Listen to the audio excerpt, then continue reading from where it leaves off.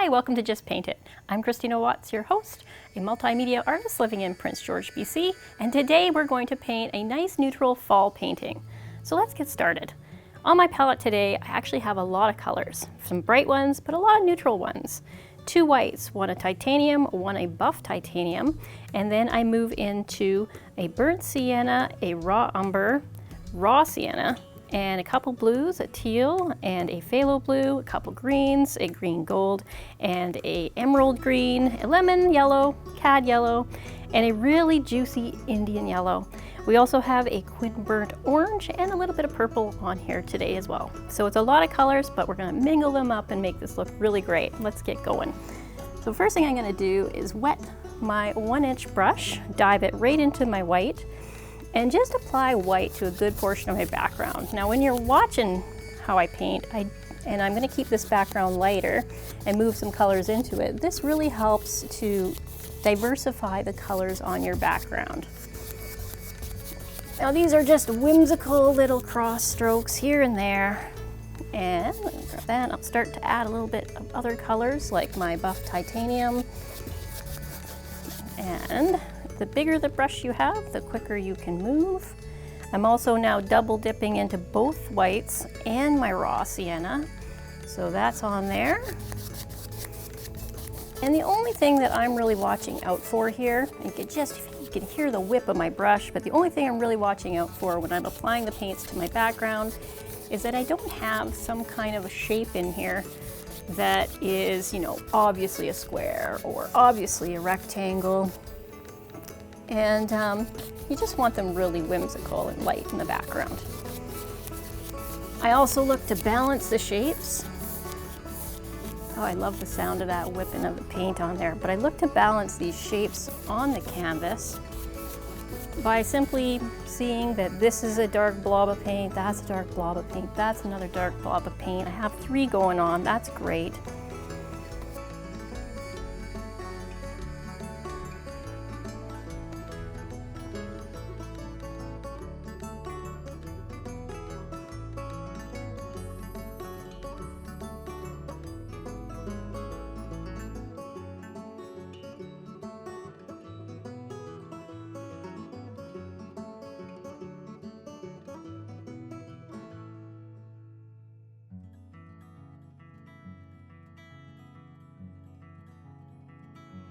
Now, as you are painting any background or the top of the pieces for your trees and stuff, you'll also want to hit the sides. I'm not going to do that today because this is about showing you how to get the most right on your canvas here. So let's see. Just going to take a moment to step back. As you can see, when you're doing it this fast, the paint doesn't have a chance to dry, which gives you a lot of time to kind of blend in a simple background.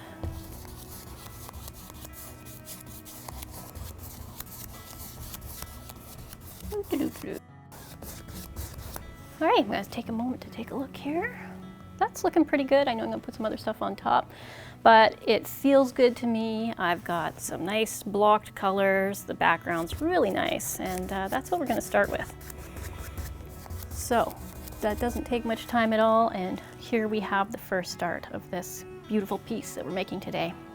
I'm going to start switching brushes now because this brush is now too big for my next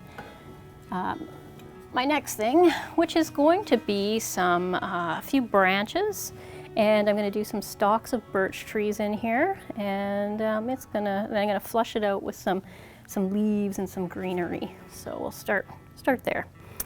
So on my palette knife, this is a big diamond palette knife. I really like this one because it's got a lot of room to put paint, and I'm loading up the back side of my knife with this color. Now the secret to using a palette knife is to treat it like you're buttering toast. So now I'm going to decide how many birch trees do I want, where I want them. I think I'm going to shuffle them more to this side, or I can actually throw a few in here and have this as like the opening. I'm trying to stay away from anything open right up the center because it's not as aesthetically pleasing. You got to be a little bit off kilter with art, so to make it interesting. So I'm going to run my first line a little bit up here. I know it's kind of hard to see this part, but I am kind of mushing my paint right on the canvas. I'm gonna get some more paint and make this even thicker and carve it over. So notice how I'm just cutting in on each side now, making this thick, dragging it down the side. I think the birch trees are by far the most popular paint classes and paintings to do. People love birch trees, and they're such a northern tree. Like, you can't see these in the tropics. So special for us to have birch and poplar right here.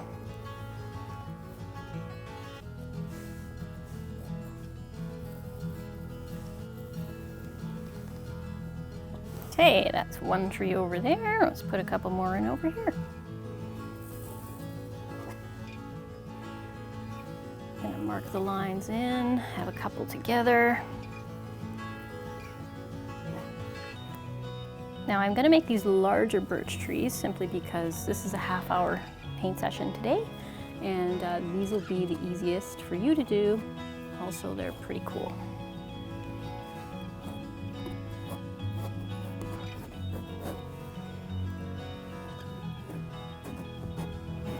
One of the things that I like to do with my painting is, this is all wet on wet. So what's happening is any of the wet paint that's underneath is going to show through. And that's a good thing for birch trees because the bark of them are white.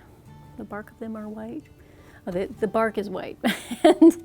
and white reflects a lot of the colors around it. So the fact that I'm just coming down and using some of the color of the background to pull through on these birch trees is going to be really nice.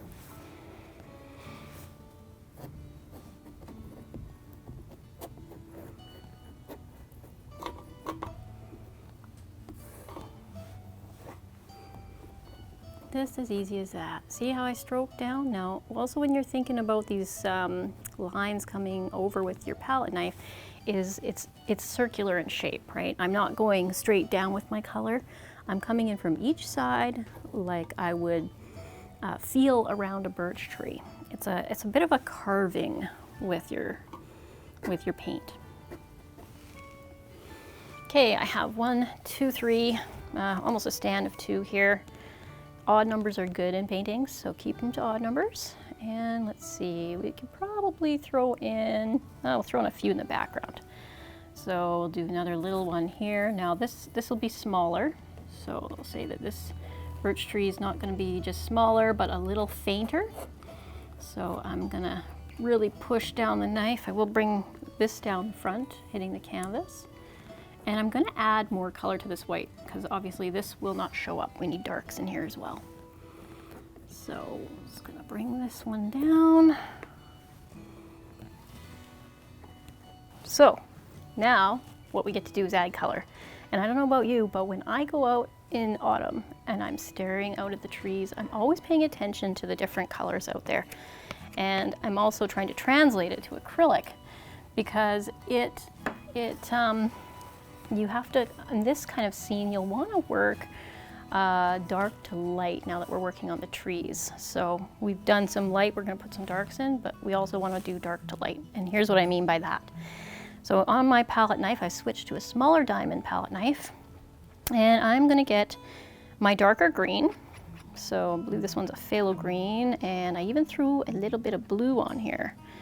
That's because these little leaves in the background, I'm going to start building up with some color. So let's put them in here. This is going to look really atrocious at first, so make sure that when you're doing this, don't worry about it. Like it's not the end of the painting. This is just the awkward stage of the painting. It's like you put the background on and it's beautiful and you love it. And then you throw in these other colors and you think to yourself, what have I done? And then you move past that into a masterpiece. Kind of like life. You know, start doing something and it's great, and you get to these weird awkward phases. And then after that, it just gets better. You just push past it. Okay, the knife now, you can see I'm kind of jiggling it on here, moving it and pushing it into the canvas, utilizing the thread of the canvas for this. I'm also going to start jumping into some other colors, like my green gold. I'm going to keep my leaves not coming right to the middle, but they're going to be sort of sporadic through here. And then as I come down, it'll be less. I have not put in any branches left yet. So I'm not going to worry about those till the end. I think I drifted into some yellow there, and that's okay. It's amazing how fast a palette knife can really do. Now the trick too with the palette knife is really getting used to how much to load onto your palette knife. I load a lot, but then I'm light-handed when it comes to the canvas. So I push and jump my palette knife around. I get in, I get out, I work it to different areas.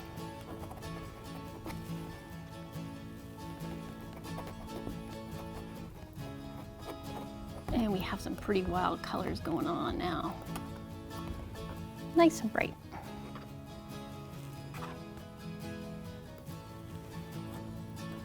One of the reasons that I love painting so much is that it gives you the opportunity to just be still for a minute, to observe things, to take your mind off of everything else, because you'll find that when you're pushing paint around, it is so easy to get into a Zen mode.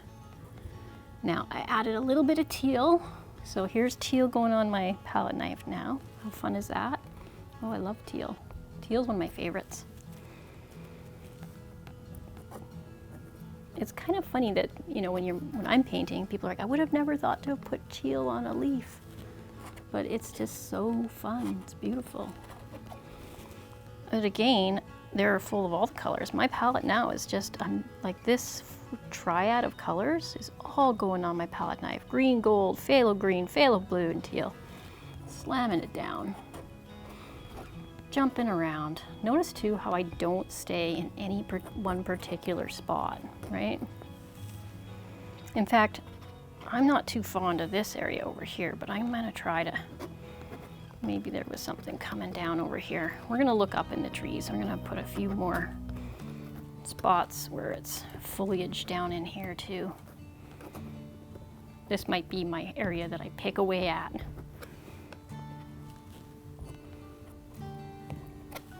Throw in the teal up here.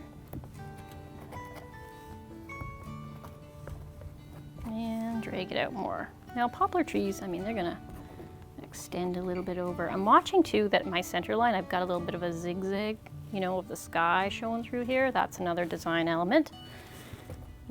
Keeping note of that, or just observing it anyways.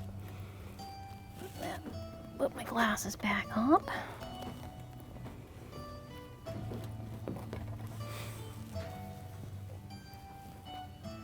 Looking pretty good. I'm gonna get a little heavier over here where it's more full as it goes up the tree. And a little bit over here. We'll break up some of these shapes. So if you see that this blob of paint is looking like a lot like this blob of paint as far as size, as far as color, you need to break them up. So get in there and break them up. Also blue, notice how I'm going to kind of put blue here and there now. Blue is a nice shadow color, and so is purple, which is what I'm also going to start adding in here. So I got some purple underneath these.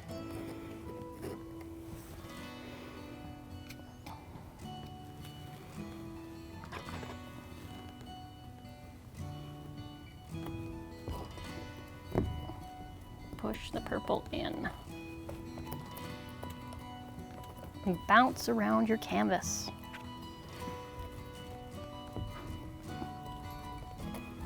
I remember when I started painting, and it was interesting. I didn't have a lot of time because I have 2 little kids, and so when I did have time, I would put myself on a timer, and also for art battle, I would do that, put myself on a timer and just see how far I could get.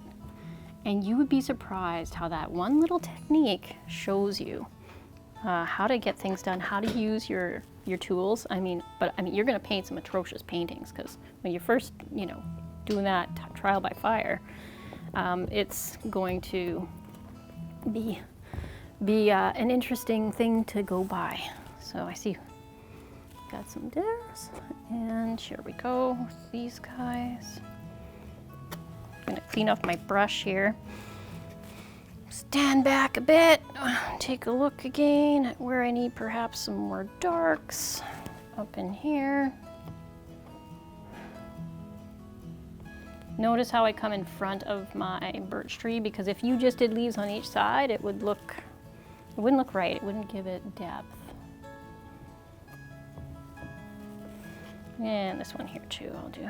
This one is gonna have like a broken branch hanging off, and maybe it's got some leaves down here because of that. Span down over here.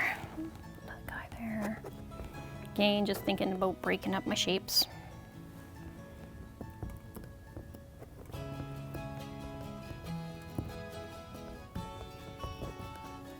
Okay, that looks pretty good as a starting point. Let's move back into our tree trunks, because poplars have, you know, the gray little dot lines of bark on them, the brown. So we're gonna get into now our raw umber. So that's nice and dark, mixed with a little bit of the burnt sienna for the color. So burnt sienna is that nice yellow, or red, sorry, it's like a red-brown. And a little bit of raw sienna, which is such a nice earthy tone. I'm not fully mixing them up because I want these colors to really be different on my palette knife. I have taken my knife and wiped it off on the side of my plate, just so I don't have the teals on there as much. It's okay if a little bit of teal comes off, or greens, that's fine, because you are clawing color from around the painting, but a big glob of it's probably not what you would want on this part. So now I'm loading my palette knife so that I can get in from the side. I'm loading it from about here up primarily, because I want more control here. And I'm gonna come in from the side of my birch tree, and then just do a little bit over and in on each side, letting it touch the white paint that's already there and carving in. Now it looks like I also need a little bit of purple in that mix, so I'm gonna add purple. We're not using black at all today. You can use black, but it gets a little bit much. You're better off mixing a brown with some purple for this, especially with this background, and it trying to kind of be neutral, which my pops of color are starting to take over. Okay, so slow it, slid it in there. See how my knife is going with the tree, lightly touching my canvas and pulling that down. Move some more colors in here. Raw umber, purple. I think I had a little bit of burnt orange on this one, being mindful that only the top part of my knife is loaded with paint. Come down the sides, just like buttering toast. Lightly buttered toast.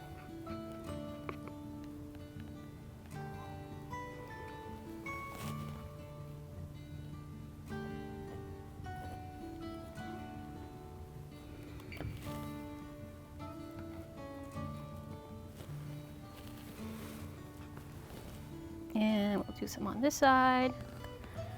And last but not least, oh, if you have the opportunity to paint your canvas even down on a table, you can crank it so that your arm doesn't have to, you know, come down like mine is right now.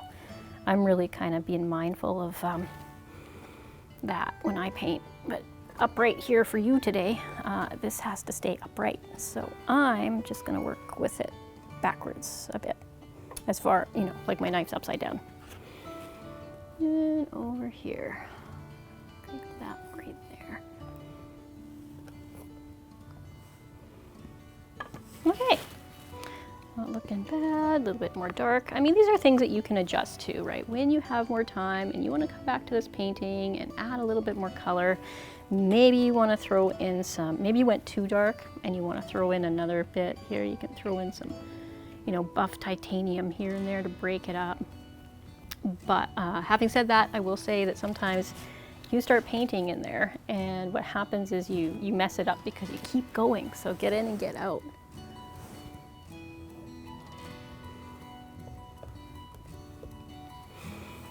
Good. So this is starting to set in here now, and now I'm going to start pulling out some oranges, some yellows, those colors of fall that we absolutely love. So I'm going to get in here. My yellow is really thick today. It was getting to be an older paint, so this is going to be a little tricky to put on.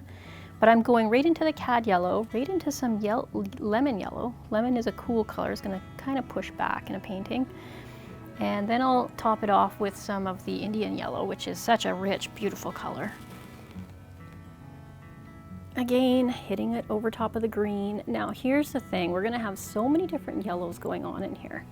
And because we've started with blue and green. And when yellow hits this green, it's gonna even make more different colors. So it's just a lovely little smackling of colors. Again, I am just touching. Some of this paint's wet, so I'm being mindful to get in and put my color down, jump out.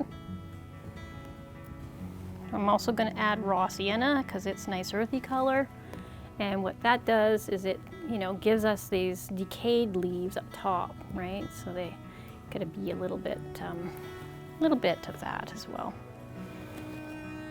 More of the yellows. When you get to know your colors, it's really awesome because you'll start to see how even overlapping them makes such a big difference in a painting.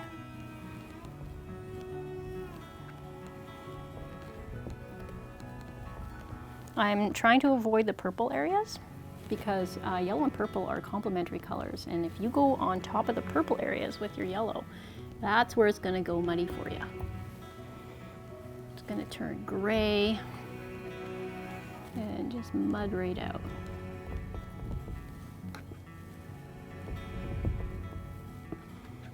And I'll even put some yellow outside of the realm of this.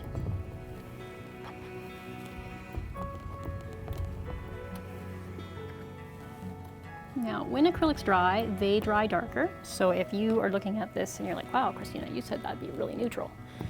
It will turn neutral. So always be mindful that it will dry 20% lighter than what you had originally thought it would be. Also, another good tip is to use good quality paint, because not only will they keep the color and the glare won't dry matte flat. If you use lots of great colors that'll mix together, that'll be another bonus for you. So professional grade, or at least some studio grade paints, will give you a good fighting chance at making a really great piece of art. Okay, now I'm getting into my Indian yellow and my Quin burnt orange, which is just these beautiful red and yellow mixes. This looks like dessert on my palette knife, and I love it. Here we go. Here comes that gorgeous color of fall right there. I hope to top this one off because we are just getting these trees just right. Fantastic.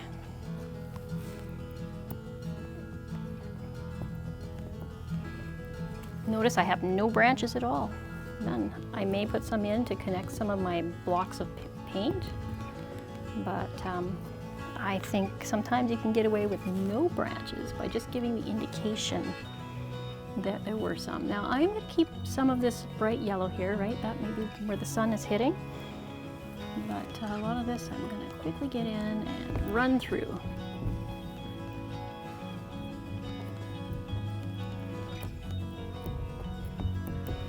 Pat, pat, pat, tap and pat, move and wiggle. I recently gave up drinking coffee, but I keep likening this, the way I treat my palette knife, to a wiggle, like when you've had too much caffeine and your hand is jumping all over the place. And for those of you who say you can't paint because your hands shake, you actually have the benefit of having the shake, so that will be great. That will work for you in your favor.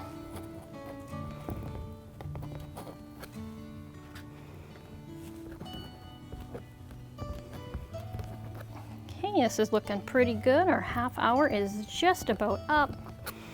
What I'm gonna do now is find my little detail brush, and then I will sign off on this guy after putting in a couple little branches. Let's stand back and see what we've done here today. Not too bad, nice and loose. Definitely some areas that, you know, if you got more time, go in and fix them up. But it's amazing what you can get to.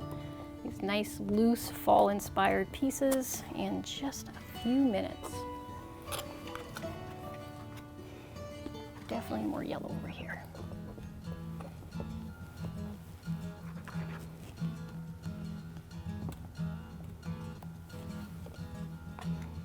See, there's some parts of this that are already getting a little muddied out. So then you know it's time to move on.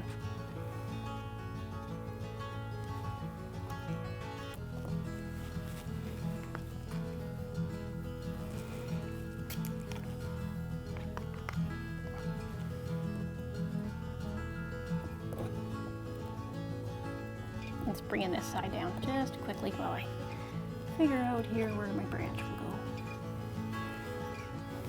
Okay, wet my brush, grab some white paint.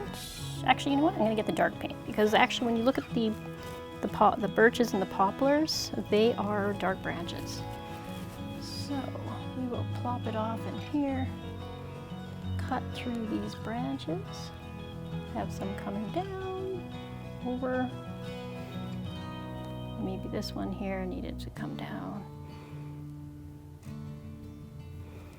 I'm gonna throw a little white in this one because he's kind of too purple there.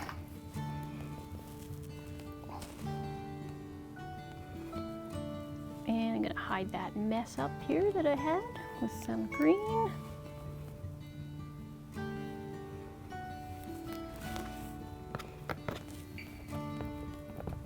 See, it's never a problem, and you can just paint over top.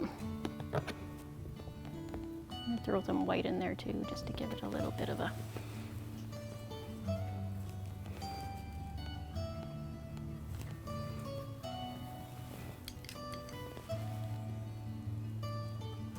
Okay, raw umber on the little brush. There we go.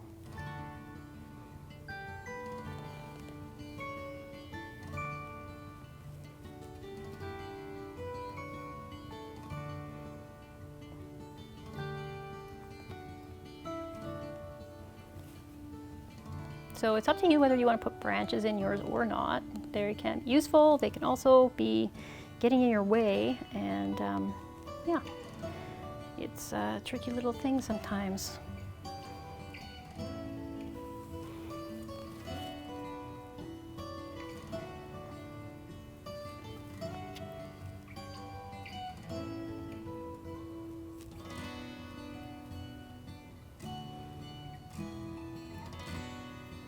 I'm gonna throw a few little leaves on those guys. It's hard to know, like, you don't want to stop. Like this, I know I would keep working on, but that is how you would do it, and just move those same paints around. So with that, our time is up today. I'm gonna sign off, and